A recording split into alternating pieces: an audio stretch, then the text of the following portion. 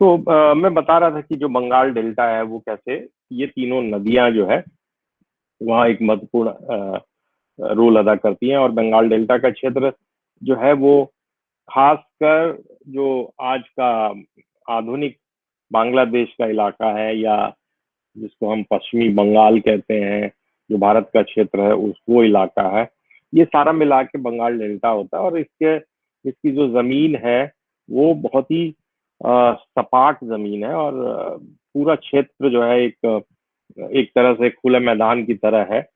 और अगर आप देखिएगा तो उत्तर पूर्व का जो इलाका है उसमें पूरा क्षेत्र जो है वो पहाड़ियों से ढका हुआ है, ऊंचे ऊंचे पहाड़ हैं। ब्रह्मपुत्र नदी उन पहाड़ों से होते हुए नीचे आती है। और लेकिन इस इलाके में की खास बात है कि जो ये नदियां हैं, विभिन्न नदियां हैं, ये संचार और परिवहन के एक तरह से प्राकृतिक धमनियों के रूप में काम करती हैं। लेकिन सबसे महत्वपूर्ण जो हमारे इतिहास की नजर से ये क्षेत्र है वो है कि ये इस क्षेत्र में चूंकि हर साल बाढ़ आती है, और इस क्षेत्र में चूंकि हर साल जो नदियां हैं वो अपने उफान पर रहती है, तो बहुत मात्रा में जो है ये एक तरह की मिट्टी, उपजाऊ मिट्टी जिसको कि सिल्ट कहते हैं या गाद कहते हैं, वो जमा होती है। और उससे ये जो पूरा क्षेत्र है, जो मैदानी क्षेत्र है नदियों के आसपास फैला हुआ, वो बहुत ही उपजाऊ होता है। बहुत से जो आज के मॉडर्न रिसर्च है वो बताते हैं कि लगभग 40,000 मिलियन क्यूबिक फीट गाद जो है बंगाल की खाड़ी के दौरान जो यात्रा होती है, क्योंकि ये सारी नदियां अंत में जाके बंगाल की खाड़ी में गिरती हैं, तो करीब करीब इतना सिल्ट है कि कुछ तो डिपॉजिट हो जाता है बहुत मात्रा में उस पूरे मैदान में। और करीब 40,000 मिलियन क्यूबिक फीट गाद तो बंगाल की खाड़ी में ही जाके गिरता है। तो ये जो हम लोगों ने पिछले बार चर्चा की थी कि कैसे बिहार वाला जो मिड गंगा क्षेत्र है उसमें इसको दियरा के नाम से जाना जाता है, और जो बंगाल के इलाके में जो गादों के जमने से नई भूमि बनती है उसको चौर के नाम से जाना जाता है। तो उसके बारे में हम लोगों ने पहले भी चर्चा की है। लेकिन ये जो चौर का फॉर्मेशन है ये तो एक टेम्पररी फिनोमेना है, जो हर 4-5 साल में नदियां जब अपना चैनल चेंज करती हैं और पुराने स्थान पर चली जाती हैं, कभी एक नया चैनल बनता है, तो उससे ये भूमि नहीं बनती है। लेकिन एक परमानेंट चैनल का जब शिफ्ट होना होता है नदियों का, यानी नदियां अपनी जो बहने वाले क्षेत्र हैं उससे आज पूरी तरह से उसको छोड़कर परमानेंट रूप से उस बदल कर दूसरा रास्ता ले लेती है, तो फिर क्या होता है कि नई तरह की भूमि का निर्माण होता है। उसी संदर्भ में मैंने आप लोगों को बताया था कि अ, सुंदरबन का जो क्षेत्र है, जो बंगाल डेल्टा के ऊपर का क्षेत्र, अगर आप ये देखिएगा मैप में, तो ये जो सुंदरबन इलाका है, ये ये जो नया इलाका है, ये बेसिकली मैप में जो दिख रहा है नीचे का हिस्सा, ये सुंदरबन का इलाका बहुत ही नया फॉर्मेशन है। और इसका निर्माण बेसिकली जो पिछले 200-300 सालों में सिल्ट का जो एक तरह से डिपोजिशन हुआ, उस प्रक्रिया के कारण इस भूमि का निर्माण हुआ। और मैंने आप लोगों को उसी संदर्भ में बताया था कि गंगा नदी ने अपना जो अपने बहने वो जो धारा है गंगा की, वो किस तरह से बदलती है, और हमने उसके हिसाब से आपको 3 तरह की जो थ्योरीज है इससे संबंधित वो भी बताई थी। तो ये जो नई भूमि है इसमें धीरे धीरे क्या होता है कि जब नदी अपना बहने का जो धारा है, उस जो बहने का क्षेत्र बदलती है, तो वहां पर नई भूमि पनपती है, और धीरे धीरे वहां पौधे उगते हैं, वनस्पतियां उगती है, और जो बाद में जंगल में बदल जाती है। तो सुंदरबन तो बेसिकली वही है, जो गंगा जब धीरे धीरे पूर्व की तरफ बढ़ती है, यानी गंगा, आपको बताया था ना कि कैसे गंगा नदी जो है वो पिछले 200-300 साल में अपना अपनी धारा उसने बदली है, और उसके कई नए सिद्धांत हैं जो इतिहासकारों ने और जोग्राफर्स ने भी उस पर बहुत काम किया है। तो सुंदरबन का बेसिकली जो निर्माण हुआ था वो इसी प्रक्रिया का एक तरह से परिणाम था।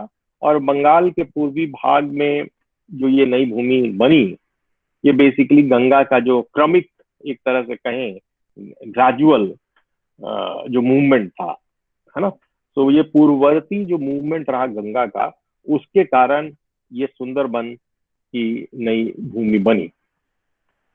ये जो गंगा का की जो पूर्वगामी इसका जो पूर्वगामी एक तरह से कहें या ईस्टर्न मूवमेंट कहें, ये 16वीं शताब्दी के बाद शुरू होता है, यानी खासकर 17वीं शताब्दी में, जब हुगली भागीरथी जो गंगा का एक धारा है, वो चैनल जाके पद्मा से मिलती है। जो पद्मा कौन सी नदी है? जो गंगा बंगाल में गंगा का दूसरा नाम पद्मा नदी है।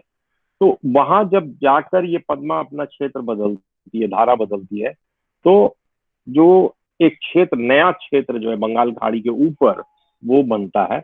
और वहां पर यमुना नदी, जो ब्रह्मपुत्र नदी के नाम से आपको पता है, बांग्लादेश, मैंने बताया था, बांग्लादेश के नाम में, बांग्लादेश में यमुना नदी के नाम से जानी जाती है ब्रह्मपुत्र नदी, उससे जाकर ये नदी मिल जाती है। और नदी बेसिकली ब्रह्मपुत्र में, मैंने ये भी कहानी आपको बताई थी कैसे ब्रह्मपुत्र नदी में बाढ़ पहले आ जाती है, और बाढ़ पहले आने के बाद बाढ़ चली भी जाती है पहले, जबकि गंगा में जो फ्लड है वो बहुत दिनों तक रहता है। उसके कारण क्या होता है कि ग्रेजुअली वो पुश करता जाता है, गंगा नदी अपनी धारा को आगे की तरफ बढ़ाती चली जाती है, सिल्ट डिपोजिशन होता रहता है, और अंत में जब ब्रह्मपुत्र नदी है वो रोक देती है उसको आगे बढ़ने से, तब जाके गंगा का जो ये पूर्ववर्ती जो एक तरह से मूवमेंट था वो थम जाता है। अब ये जो नई भूमि बनी है जिसके बारे में मैंने आपको बताया, इस नई भूमि के बनने के कारण बंगाल में कई तरह के बदलाव हुए इतिहास के परिप्रेक्ष्य से। उसको अगर हम कहें इस तरीके से कि बंगाल बेसिकली एक फ्रंटियर जोन के रूप में, क्योंकि आप देखिए नदी भी जो है वो एक एक हद तक उसका पूर्ववर्ती जो अग्रसर होने का की जो प्रक्रिया है वो जाके रुक जाती है। लेकिन इतिहास में आप देखेंगे कि जो पॉलिटिकल मूवमेंट है, यानी राजनीति में या नए शासकों का जो मूवमेंट है, वो भी ज्योग्राफिकल बैरियर के कारण जाके बंगाल डेल्टा के बाद रुक जाता है। और हम लोग जब इतिहास पढ़ेंगे तो इसको देखेंगे। तो रिचर्ड ईटन ने एक बड़ी ही दिलचस्प पुस्तक लिखी है जिसका नाम है, आप लोगों ने पढ़ा होगा शायद ग्रेजुएशन में, the rise of Islam in Bengal frontier. इस पुस्तक में उन्होंने उत्तर पश्चिमी बंगाल के एक शहर जो था लखनऊ, उसके शहर के निवासियों का बेसिकली एक समकालीन कहें जो कंटेम्प्रेरी संस्करण है उसके बारे में उन्होंने एक उल्लेख किया है।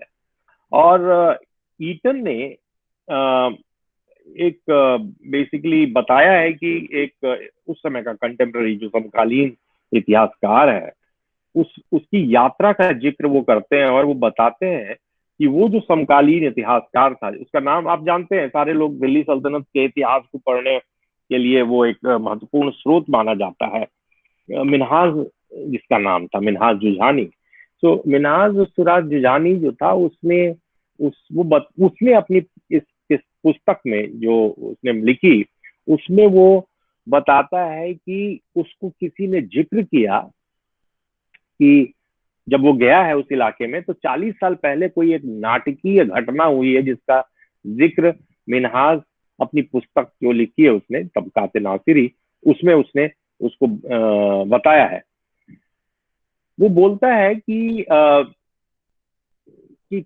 कई संख्या में, मतलब सैकड़ों तुर्की जो घुड़सवार थे, वो सेना के उसका जो एक तरह से घुड़सवारों की जो सेना थी, उसके बैंड ने मध्य गंगा के में एक तेजी से वो आगे बढ़े हैं, और मध्य गंगा क्षेत्र को लूटते हुए, बहुत से चीजों को ध्वस्त करते हुए वो बंगाल डेल्टा की दिशा में बढ़ते हैं। उस बैंड का जो नेतृत्व है, वो जो तुर्कियों के जो घुड़सवार की सेना थी, उसका नेतृत्व कौन कर रहा था? उसका नाम था मोहम्मद बख्तियार, जिसको आप जानते हैं बख्तियार खलजी के नाम से, जो फेमस है कि उसने नालंदा विश्वविद्यालय की के बहुत बड़ा जो क्षेत्र था, वहां की माना जाता है कि वहां की बहुत बड़ी लाइब्रेरी थी, उसको भी उन्होंने ध्वस्त कर दिया था। हालांकि कई इतिहासकारों ने अब नए तरीके के तथ्य प्रस्तुत करने की कोशिश की और ये बताया है कि शायद बख्तियार ने ऐसा नहीं किया होगा, लेकिन अब तक के जो हमारे पास एविडेंसेस हैं वो ये बताते हैं कि बख्तियार खलजी ने ही उस नालंदा विश्वविद्यालय को ध्वस्त किया था। और केवल वही नहीं, उन्होंने और जो वो जो घुड़सवार थे, जो तुर्की घुड़सवार थे, जो उत्तर पश्चिमी क्षेत्र से बढ़ते हुए बिहार का इलाका क्रॉस करते हुए बंगाल में जाते हैं, उन्होंने कई अन्य बौद्ध मठों को भी ध्वस्त किया, उसको जला दिया। और वो धीरे धीरे लूटते हुए बंगाल डेल्टा में जाकर अपना साम्राज्य स्थापित करते हैं। ना उस समय बंगाल में हिंदू शासक था, हिंदू सम्राट का शासन था। तो शुरुआत में तो वो खुद को घोड़ों के सौदागर के रूप में प्रस्तुत करते हैं, और धीरे धीरे क्या करते हैं कि वो, जैसे सबसे पहले उन्होंने जो एक नदिया शहर थी, उस समय का शहर है जो बंगाल का, उसको वो लूट लेते हैं, वो वहां के शासक को हटा देते हैं।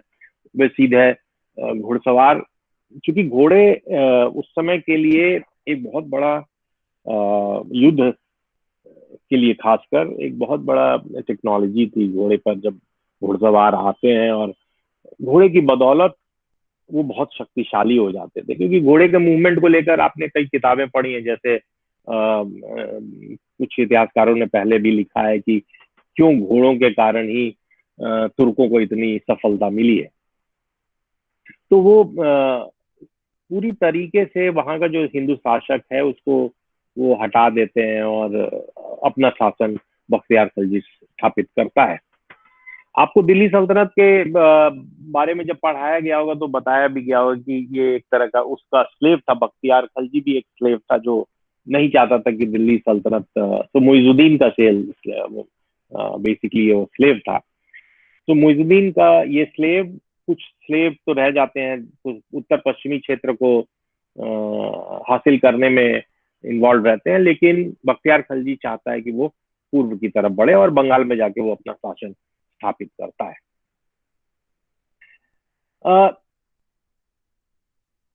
ये जो पूरा एक तरह से तख्ता पलट हुआ है उस समय, जब जो लोकल हिंदू रूलर्स हैं उनको हटाकर एक तुर्की शासक जो है वो अपने को स्थापित करता है, इसका बहुत बड़ा इम्पैक्ट अगले 5 शताब्दियों तक दिखता है। और इनफैक्ट होता क्या है कि उसके कारण बंगाल के अधिकांश भाग में ये जो शासक हैं, जो इस्लामी आस्था रखने वाले शासक हैं, उनका वर्चस्व हो जाता है। इससे सबसे जो महत्वपूर्ण और उल्लेखनीय बात है वो हमारे समझने के लिए ये है कि बंगाल में बहुसंख्यक जो आबादी थी वो वो गैर मुसलमानों की थी, गैर इस्लाम धर्म को अपनाने वालों की थी, यानी हिंदुओं की थी। कई उसमें बुद्धिस्ट भी थे, लेकिन शासक वर्ग जो है वो इस्लाम धर्म को मानने वाला है। लेकिन इससे भी महत्वपूर्ण यह है कि इन इतने लंबे समय तक इस्लाम को मानने वाले शासक के आने के बावजूद वहां की संस्कृति में बहुत ज्यादा परिवर्तन नहीं हुआ। लेकिन ये जो बदलाव आपको दिख रहा है, ये इसका परिणाम आपको 20वीं शताब्दी के मध्य में, जब 1947 के बाद जब हमारा देश आजाद होता है, भारत आजाद होता है, तो भारत के जब 2 स्वतंत्र राज्य बनाए जाते हैं, 2 हिस्सों में बना के 2 देश बनाए जाते हैं, भारत और पाकिस्तान। तो उस समय जो विभाजन हुआ था, अगर आप ध्यान दें तो वो किस तरीके से विभाजन हुआ था, वो हुआ था आबादी के हिसाब से। यानी जो हिंदू मेजॉरिटी एरिया है वो भारत है, और जो मुस्लिम मेजॉरिटी एरिया है वो पाकिस्तान है। अब ये जो विभाजन हुआ, ये केवल उत्तर पश्चिमी भारत में नहीं हुआ था, जहां पर पाकिस्तान का इलाका अलग हो गया और भारत अलग हो गया पंजाब के बाद। ये ये जो डिवीजन है, इस तरह का विभाजन जो आबादी पर आधारित था, वो बंगाल में भी महसूस किया गया था। तो जो मुस्लिम बाहुल्य क्षेत्र था ईस्टर्न इंडिया का, है ना, वो पाकिस्तान का पूर्वी विंग बना, यानी उसको पूर्वी पाकिस्तान कहा गया। ये तो बाद में 1971 में भारत के इंटरवेंशन के साथ पूर्वी पाकिस्तान को पाकिस्तान से अलग कर दिया गया और बांग्लादेश का स्वतंत्र देश बना, है ना। उसमें भारत ने बहुत अहम भूमिका अदा की थी। यहाँ के सैनिकों ने, भारत की सेना ने मदद पहुंचाई और बांग्लादेश को इंडिपेंडेंट देश घोषित कर दिया था।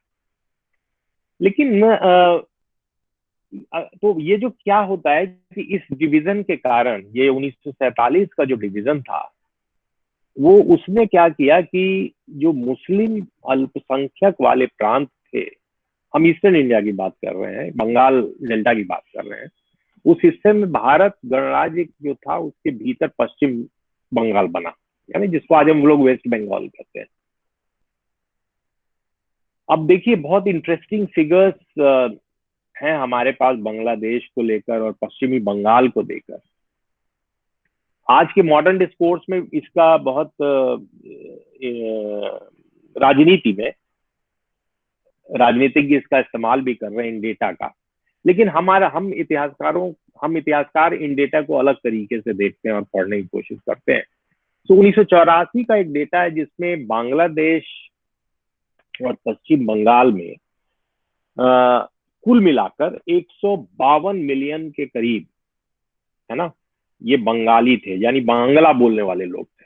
और इसमें से 93 मिलियन जो थे वो मुस्लिम थे। ठीक है। तो इस और ये भी अनुमान है कि ये जो इतनी संख्या में जो मुस्लिम्स थे ये पूरे इलाके में, उसमें जो प्रतिशत है, अगर आप देखिएगा तो 83% मुस्लिम जो है वो बांग्लादेश में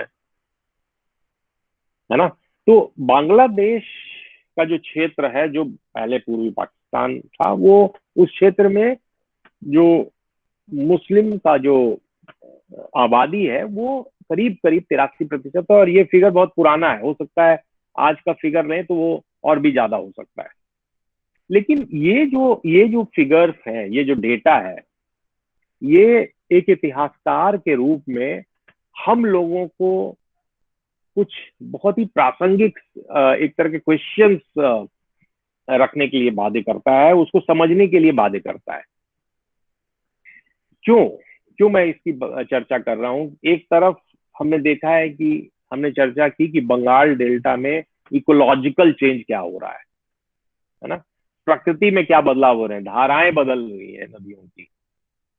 दूसरा कि इसका प्रभाव, इम्पैक्ट आपको दिख रहा है 20वीं शताब्दी में जाकर, और आज 21वीं शताब्दी में भी ये बड़ा रेलेवेंट है ना, कि कैसे अब आज के हम लोग उस राजनीति को हटा दें, लेकिन आबादी को लेकर आज भी डिस्कोर्स चल रहा है कि कितने लोग बांग्लादेश के हैं, कितने लोग बंगाल में मुस्लिम हैं, कितने गैर मुस्लिम हैं, ये आज भी डिस्कोर्स चल रहा है।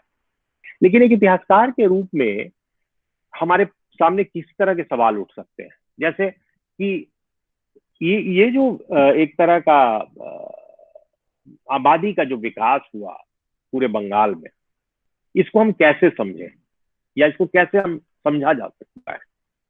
बंगाल में अगर हम देखें, मैं जिस विकास की बात कर रहा हूँ वो है मुस्लिम आबादी जो है वो उसका इतना ज्यादा कैसे वो बढ़ी। तो बंगाल में इतनी बड़ी मुस्लिम आबादी क्यों उभरी या बनी या हुई, और वो भी मध्य पूर्व के जो मिडिल ईस्ट का इलाका है उससे बहुत दूर है ये एरिया।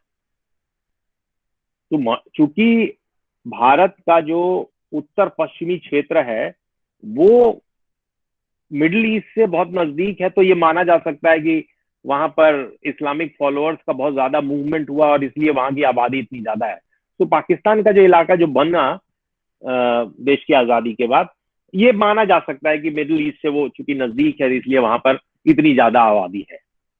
लेकिन आप देखिए कि ये एक ऐसा क्षेत्र है, बंगाल डेल्टा का इलाका, जहां पर जिसका कोई लेना देना नहीं है मिडिल ईस्ट से, वो बहुत दूर है, और बीच में एक बहुत बड़ा हिस्सा है जो गैर मुस्लिम आबादी का, यानी हिंदुओं की आबादी का है। तो ऐसा कैसे संभव हुआ कि इतनी दूर जाकर इस्लाम का विस्तार हुआ, है ना? तो इस तरह के प्रश्न हम मुझे प्रेरित करते हैं, इस तरह के प्रश्न एक इतिहासकार के रूप में समझने के लिए। दूसरा एक प्रश्न ऐसा भी हम समझने की कोशिश कर सकते हैं कि बंगाल के भीतर में ही अगर देखिए, तो पश्चिम में पूर्व की तुलना में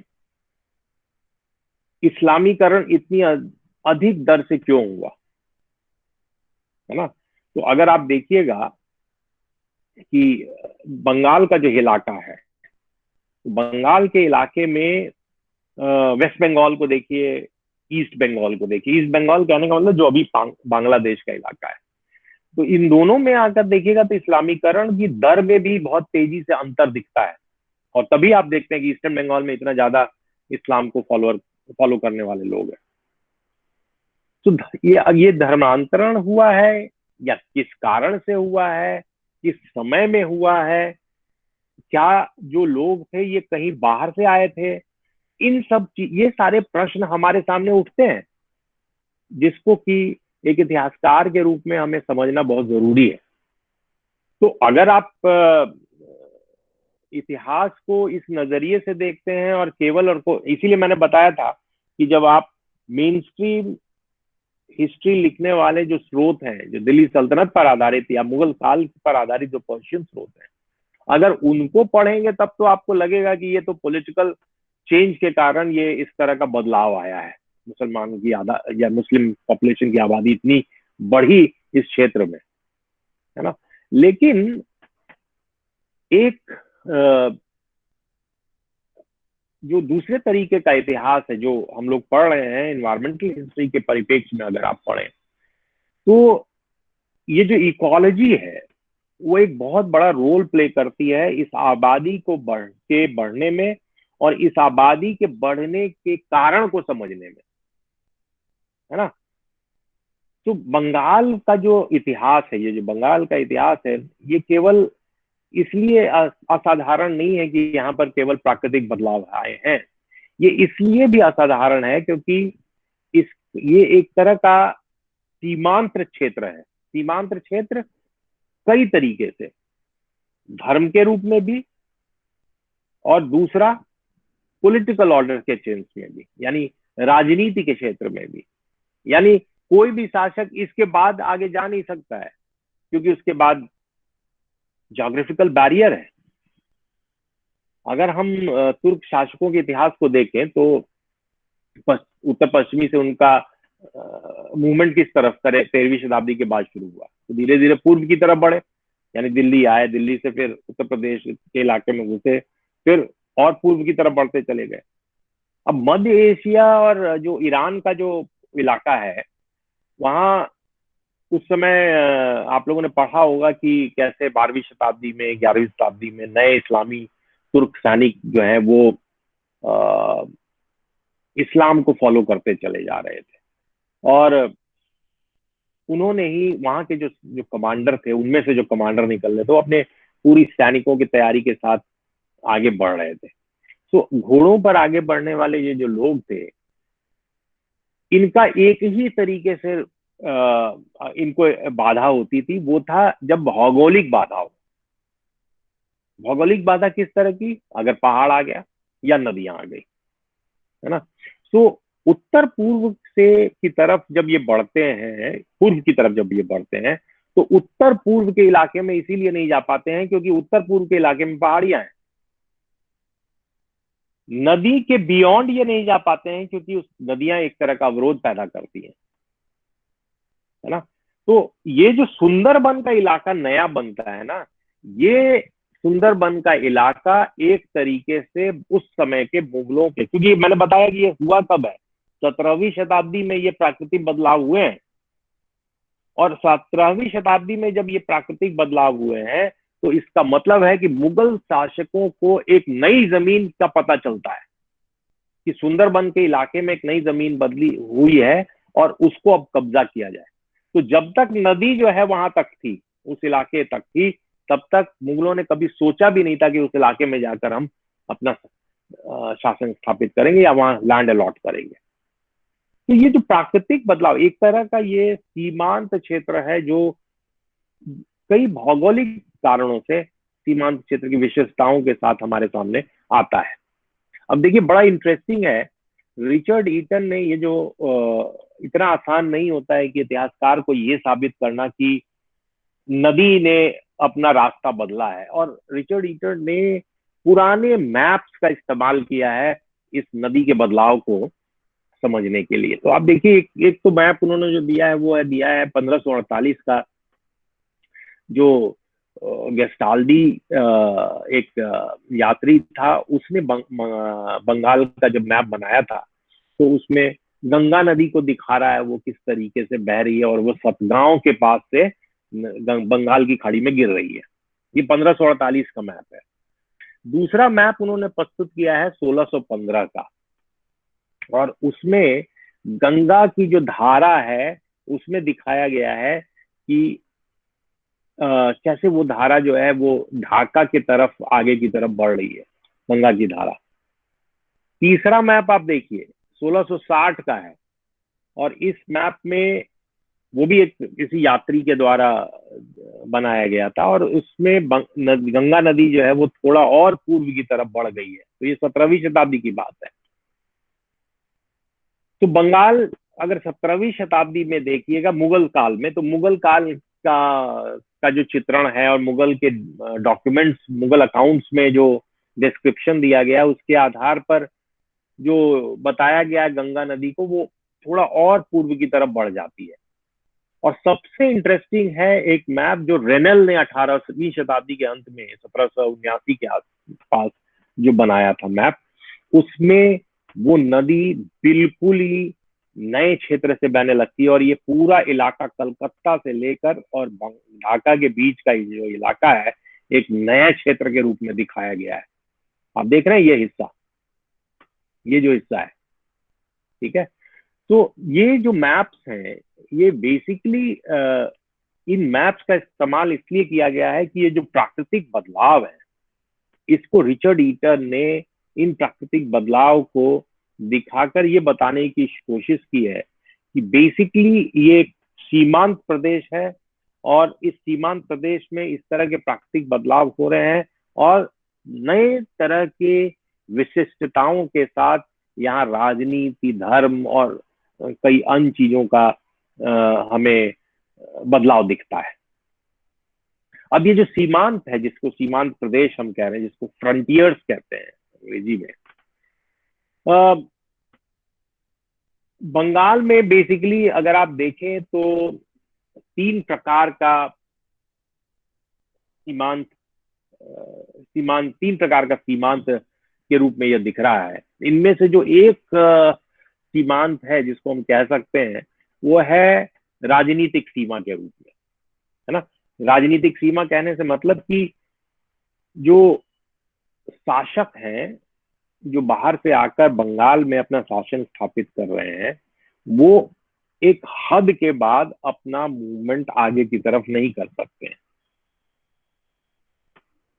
तो अगर आपने देखा होगा कि तुर्क जो है वो आए बंगाल में, सुल्तान बंगाल के भी अपने सुल्तान थे, यानी बख्तियार खिलजी के जाने के बाद वहां पर सल्तनत, बंगाल का सल्तनत काल भी शुरू होता है जो अगले कई सौ वर्षों तक चलता है। फिर बाद में मुगल साम्राज्य के गवर्नर अपॉइंट किए जाते हैं इस इलाके में, उन्होंने उस क्षेत्र को जीता है और वहां पर अपना राजस्व वगैरह इकट्ठा करने की कोशिश की है। तो ये जो मूवमेंट है बंगाल डेल्टा में, ये एक तरह का राजनीतिक सीमा हमें बता रहा है कि बंगाल कैसे एक राजनीतिक सीमा थी, जहां पर ब्रह्मपुत्र गंगा नदी के आगे प्रसार नहीं कर पाए ये लोग, यानी ये इनका अंत यहीं पर जाकर उनका क्षेत्र खत्म हो जाता है। जो एक दूसरी सीमा के रूप में ये क्षेत्र दिखता है वो है कृषि सीमा के रूप में। अब इस इलाके में देखिए कि जब नए क्षेत्र बनते हैं, नई भूमि बनती है, तो कई जो समुदाय जो वनों में रहा करते थे उस समय, वो इन नए क्षेत्रों में आकर बसते हैं, और नए क्षेत्रों में बसने के बाद साथ साथ कृषि का भी उत्पादन शुरू करते हैं। तो ये जो क्षेत्र है, ये एक तरह की कृषि सीमा को भी की तरफ इशारा करता है।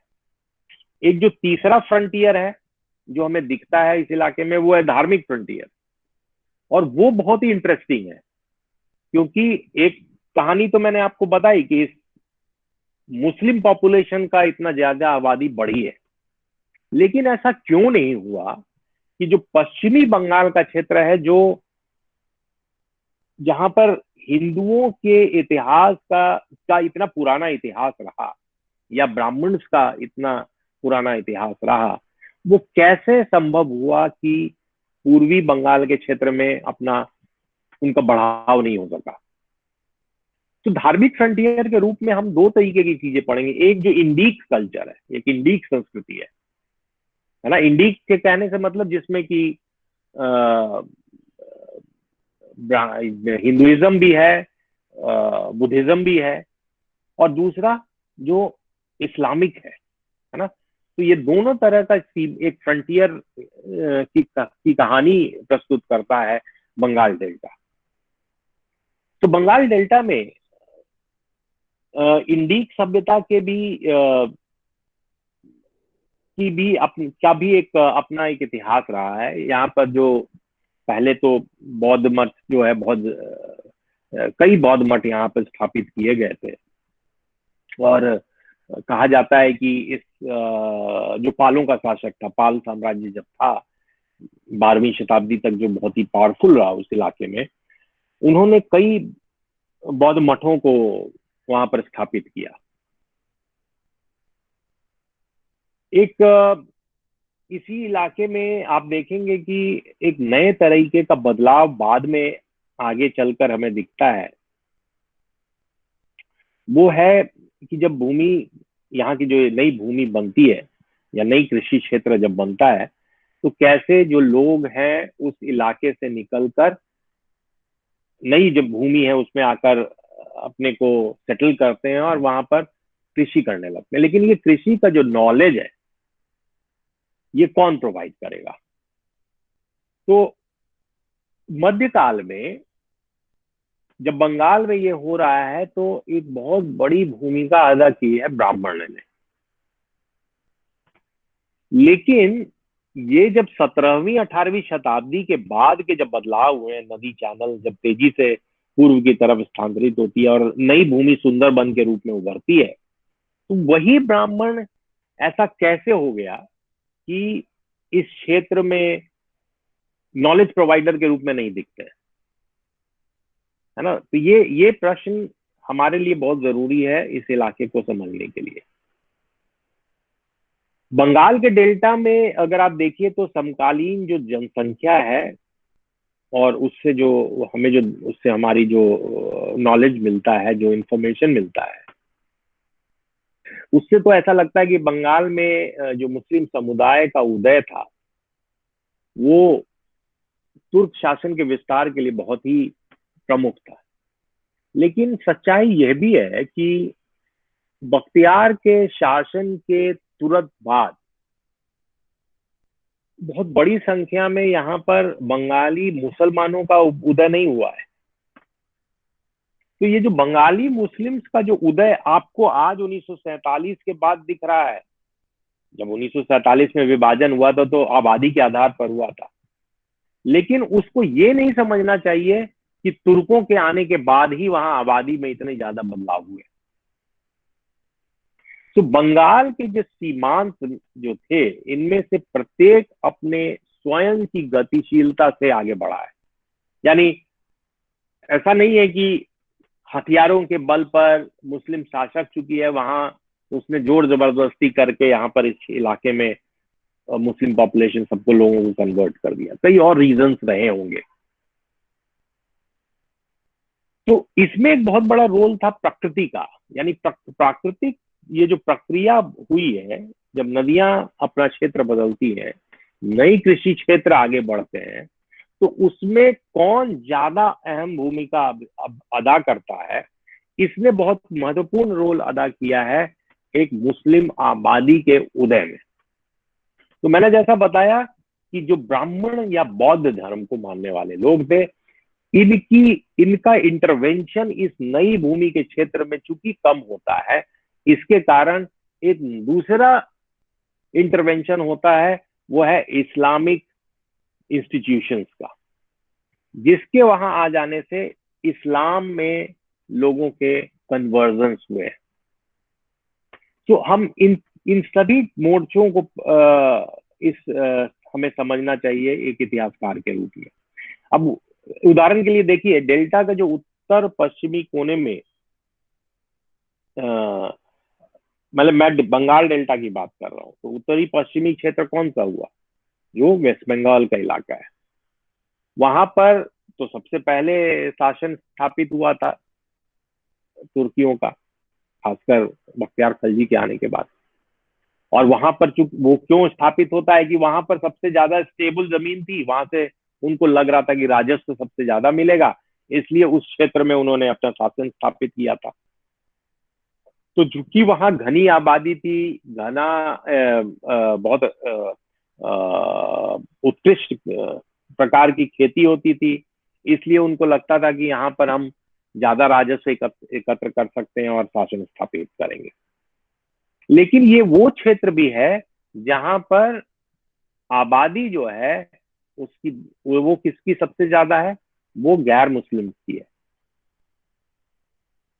तो एक तरह से देखिए तो ये केवल एक तरह से जो इस्लामिक रूलर्स थे, जो तुर्क थे, उनका केवल स्थानीय राजस्व की संरचना पर कब्जा हो पाया था। यानी संस्कृति को, उस इलाके की जो संस्कृति थी, उसको वो बदल पाने में सक्षम नहीं हुए थे, है ना।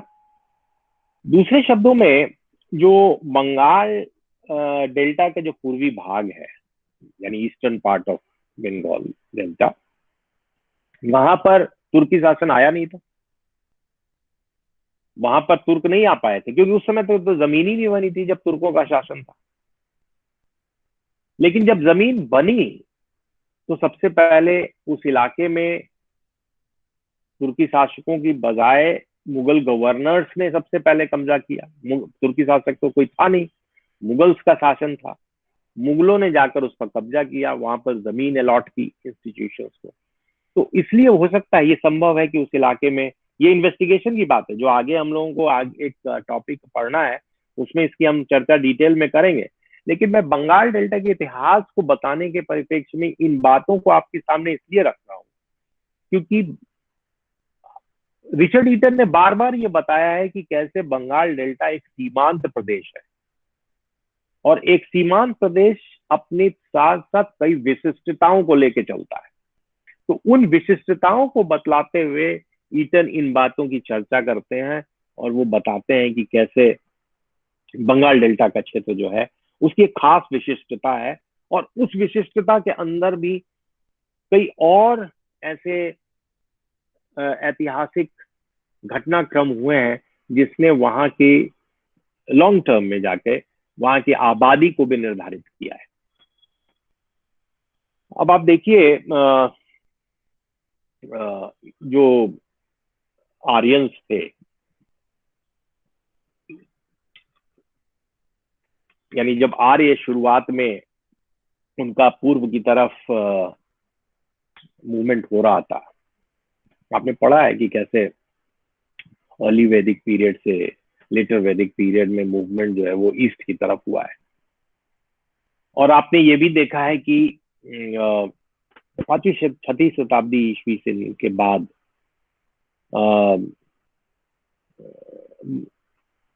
कैसे पूरा जो क्षेत्र है वो ऐसे शासकों का है जो बौद्ध धर्म को फॉलो करते हैं। अगर उससे पहले आप देखिए मौर्यों का शासन है, जैसे तो जब मौर्य शासक थे तो मौर्य ने जब वहां पर शासन किया, आप जानते हैं जैसे अशोक थे, अशोक बौद्ध धर्म को के प्रचार में उन्होंने बहुत अहम भूमिका अदा की। उन्होंने बहुत उस पर खर्च किया और ऑफिशियली वो मानते थे कि बौद्ध धर्म को वो फॉलो करते हैं। ना शासक का बौद्ध धर्म को फॉलो करने का मतलब है कि बाकी जनसंख्या भी शायद फॉलो करे, लेकिन ऐसा हुआ नहीं था।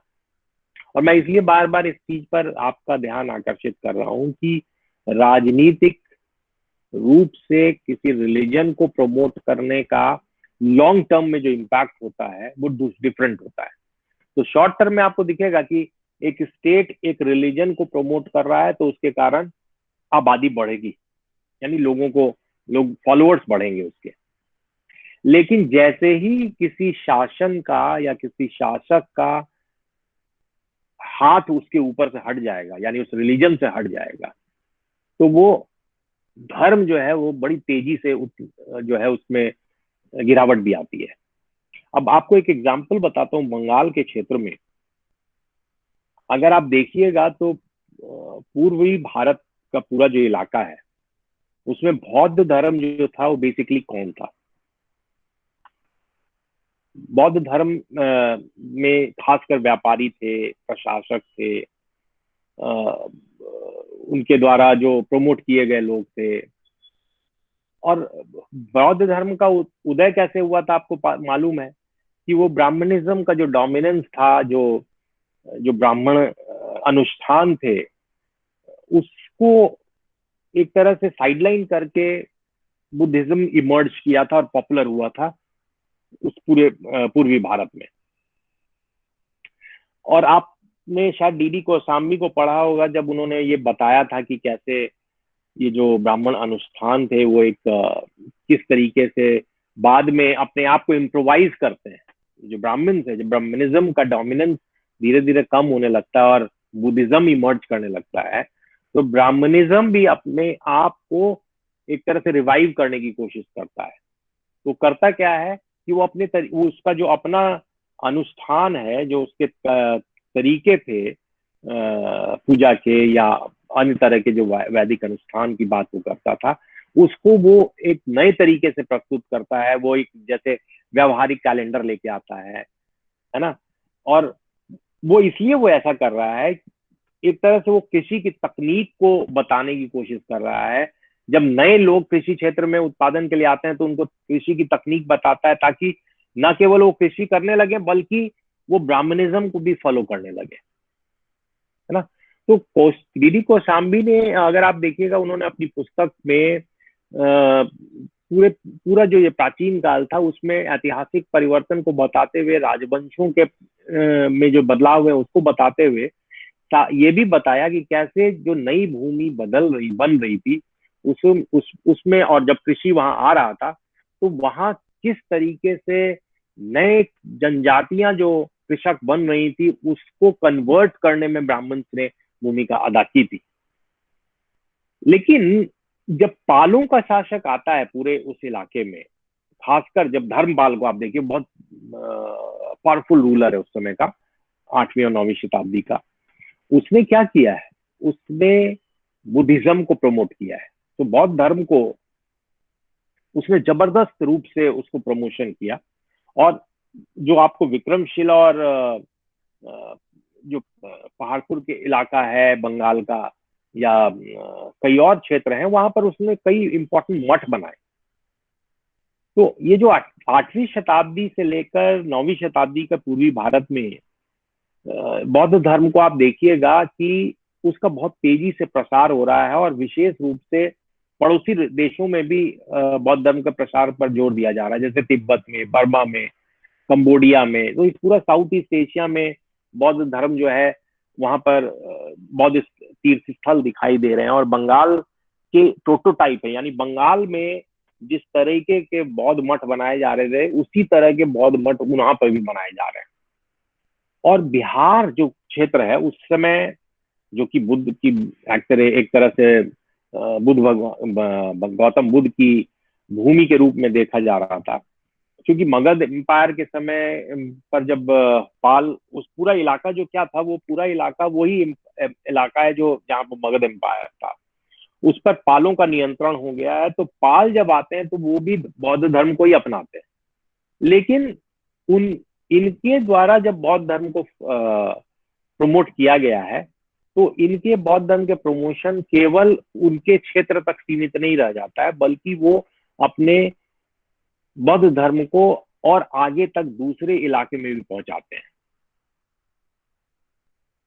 लेकिन 11वीं शताब्दी आते आते आप देखिए कि जो पाल है, इन्हीं के अंदर कुछ ऐसे शासक आते हैं जो बौद्ध धर्म को छोड़कर शिव और विष्णु की तरफ अपना रुझान दिखाते हैं। अब ये इतिहासकार के लिए बड़ा महत्वपूर्ण है इसको समझना कि हम इसको साबित कैसे करें कि बाद के शासकों ने बौद्ध धर्म को छोड़कर वैष्णविज्म और शैविज्म को प्रमोट किया। देखिए, अगर आप जो नया म्यूजियम बना है पटना में, उसमें उस म्यूजियम में पालों को लेकर और कई और जो शासक रहे हैं उस इलाके में, उनके समय की बहुत सारी मूर्तियां आपको दिखेंगी। और अगर आप ध्यान दीजिए उन मूर्तियों को, आप जाइएगा तो ध्यान से उसका काल पढ़िएगी, किस काल की मूर्तियां हैं। आपको बहुत सारी मूर्तियां जो हैं वो 10वीं शताब्दी, 11वीं शताब्दी, आप देखिए ये सारी मूर्तियां 11वीं शताब्दी की हैं। बुद्ध की ये मूर्ति है, ये दूसरी है तारा की मूर्ति है जो उड़ीसा से मिली है, फीमेल बोधिसत्व जिसको कहते हैं। ये भी एक तारा की मूर्ति है।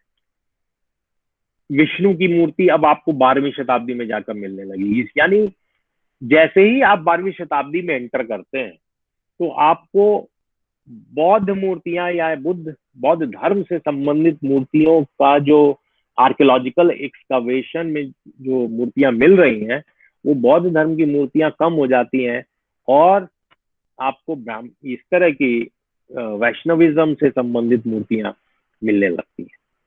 या ये किस तरफ इशारा करता है? ये इशारा कर रहा है कि किस तरीके से 12वीं शताब्दी आते आते ये जो रुझान है राजवंशों का, वो बौद्ध धर्म से हटकर शैविज्म और वैष्णविज्म की तरफ हो रहा है। अब ये जो रुझान है, इन रुझानों को बाद में ऐसा कैसे हुआ कि जो शासक थे वो आगे नहीं बढ़ा पाए? उसका एक सिंपल कारण है कि 13वीं शताब्दी में तुर्की शासन वहां आ गया है, और तुर्की शासन आने के बाद इस तरह के वैष्णविज्म और ब्राह्मणिज्म के जो सेक्ट है वो स्टेट के द्वारा प्रमोट नहीं किए जा रहे हैं, और ये पॉसिबल नहीं रहा है।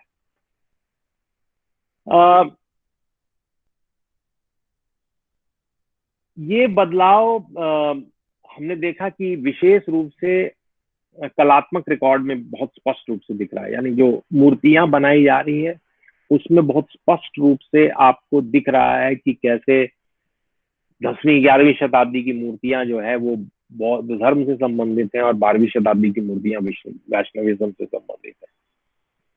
तो कहने का मतलब है कि राजनीतिक परिवर्तन के साथ साथ, अब ऐसा इसलिए हुआ कि पालों के बाद वहां सेन शासन स्थापित हुआ है ना, सेन शासक वहां आए और वो जो थे वो वैष्णविज्म के फॉलोअर थे। तो बेसिकली आप देखिएगा कि राजनीतिक परिवर्तन भी हुआ बंगाल डेल्टा में, और राजनीतिक परिवर्तन के साथ साथ धार्मिक परिवर्तन भी हुआ।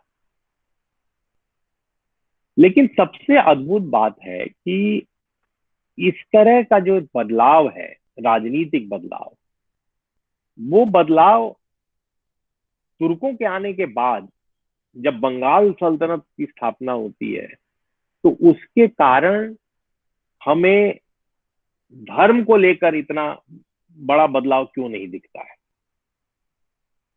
तो आप देखेंगे कि ईस्टर्न बंगाल की तुलना में जो पश्चिमी डेल्टा है, यानी पश्चिमी बंगाल का क्षेत्र है, वहां पर वैष्णविज्म और शैविज्म की अधिक पैठ रही। तुर्की शासन स्थापित होने के बावजूद, यानी बंगाल सल्तनत के स्थापित होने के बावजूद इनकी पैठ रही। अब इसका बहुत बड़ा कारण था क्योंकि जो नॉलेज था, कृषि का जो नॉलेज था, उसको प्रोवाइड करने वाले लोग इन संस्कृतियों से जुड़े थे, वैष्णविज्म से जुड़े हुए थे, शैविज्म से जुड़े हुए थे। और इसके कारण ये जो गंगा का मैदानी क्षेत्र था, जहां पर धीरे धीरे प्रसार हो रहा है, उस पूरे क्षेत्र में, पश्चिमी बंगाल के इलाके की मैं बात कर रहा हूँ, वहां पर इस्लाम उतना तेजी से आगे नहीं बढ़ता है ना। तो लेकिन ईस्टर्न बंगाल में, मैंने जैसा आपको बताया कि ईस्टर्न बंगाल में जो पेजेंटाइजेशन हुआ, यानी नई भूमि बनी और वहां जंगल में, वनों में रहने वाले लोग जब कृषि करने लगते हैं, तो उनको एक नए तरह के इंस्टीट्यूशन का सामना करना पड़ता है 18वीं शताब्दी के बाद, और इसके कारण वहां पर नए तरह का हमें बदलाव दिखता है। कहने का मतलब है कि ये जो बंगाल डेल्टा का जो क्षेत्र है, हमारे सामने तीन तरह की विशिष्टताओं के, सीमा से संबंधित विशिष्टताओं के साथ आता है। मैंने आपको बताया, एक राजनीतिक सीमा के रूप में, दूसरा यानी पॉलिटिकल फ्रंटियर के रूप में, तीसरा एग्रेरियन फ्रंटियर के रूप में, कृषि सीमा के रूप में, कैसे नदियां जो है एक क्षेत्र, एक पर्टिकुलर भूमि के बाद कृषि को आगे बढ़ने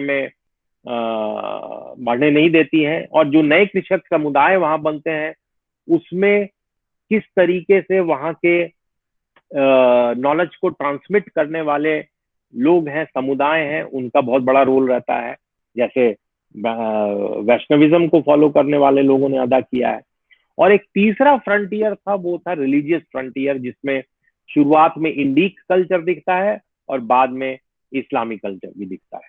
तो बेसिकली ये दो तरह का, मुस्लिम और गैर मुस्लिम समुदायों को जो विभाजित करने वाला ये जो फ्रंटियर है, धार्मिक फ्रंटियर, तो इन तीन तरीके से बंगाल डेल्टा जो है एक बहुत ही इम्पोर्टेंट रीजन के रूप में हमारे सामने एक इतिहास प्रस्तुत करता है। जब हम लोग आगे इसकी चर्चा करेंगे तो हम देखेंगे कि ये तो बंगाल डेल्टा का एक हिस्सा हुआ जहां पर ये तीन फ्रंटियर हैं जिसकी बात उन्होंने रिचर्ड ईटन ने की है। लेकिन हम एक अगले भाग में ये देखने की कोशिश करेंगे कि ऐसा कैसे है कि जब हम इन फ्रंटियर्स की बात कर रहे हैं, तो इन फ्रंटियर्स को क्या हम एक केवल इस रूप में देखें कि जो घोड़े पर आने वाले लोग थे, जो ज्यादा मूवमेंट में इतने जिनका मूवमेंट इतना आसानी से हो पा रहा था, वो अपने घोड़ों पर मूवमेंट के कारण इतने सफल हो पाए थे, और क्या इसमें किसी तरीके से वहां की जो प्रकृति है, वहां की जो इकोलॉजी है बंगाल की, या for that matter eastern India की, उसने कोई रोल अदा किया है इस तरह के मूवमेंट में। इसको लेकर बहुत एक बड़ी इंटरेस्टिंग किताब है जिस पर जिसको कि इनफैक्ट लार्जर कंटेक्स्ट में लिखा है लिबरमैन ने, और उसको न केवल गंगा क्षेत्र के रूप में, बल्कि साउथ ईस्ट एशिया, जापान, कई चाइना के क्षेत्र, उन सबको शामिल करते हुए ग्लोबल हिस्ट्री लिखने की कोशिश की है। और उसमें बताया है कि ये जो पूरा गंगा का जो क्षेत्र है, यहाँ पर ये कैसे एक एक्सपोज्ड एरिया है, जहां पर घोड़ों पर चलने वाले जो ये तुर्की थे और बाद में सेंट्रल एशियन ट्राइब जो है, मंगोल्स जो है, उनको रोकना आसान नहीं था। तो ये बहुत बहुत नेचुरल था। तो वो कहते हैं कि ये जो यहाँ की जो गंगा क्षेत्र के जो बनावट थी, प्राकृतिक बनावट थी, उसने ही प्रेरित किया इन घोड़े पर चढ़कर आने वाले लोगों को कि उस क्षेत्र को वो कब्जा कर पाए। लेकिन हम देखेंगे बेसिकली, जब हम इस आर्ग्यूमेंट को पढ़ेंगे तो इस आर्ग्यूमेंट के तहत ये भी देखने की कोशिश करेंगे कि क्या